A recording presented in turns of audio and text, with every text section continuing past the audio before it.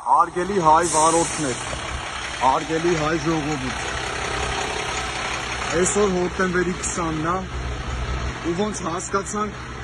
ամբողջ պետական ապարատը զբաղված է Վարդան Ղուկասյանի ձերբակալությամբ, այսօր ոչ մեկ ուշադրություն չդարձրեց,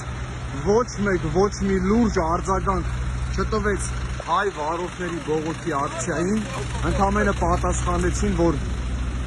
այդ հարցը փորձում ենք լուծենք, բայց այդ պատասխանը մենք մի շաբաթ առաջ ենք ստացել, ուրեմն ոնց խոստացել էինք բոլոր հայ վարորդներով, միջնորդ լոգիստիկ ընկերություններով, որ եթե այսօր մեր հարցին դրական պատասխան չեղավ,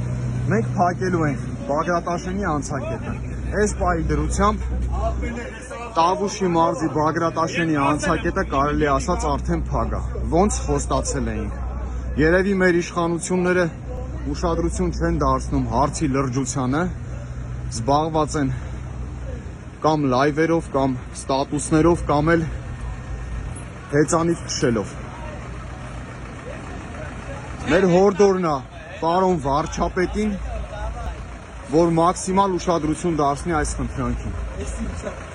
Բոլոր լրագրողներին խնդրում ենք տարածել այս տեսանյութը, հենց այս պահին նոյեմբերյան այրում խաչմերուկը արդեն կատվածահար եղած է, ու պատկերացրեք, թե վաղը առավոտ ինչ է կատարվելու ստեղ։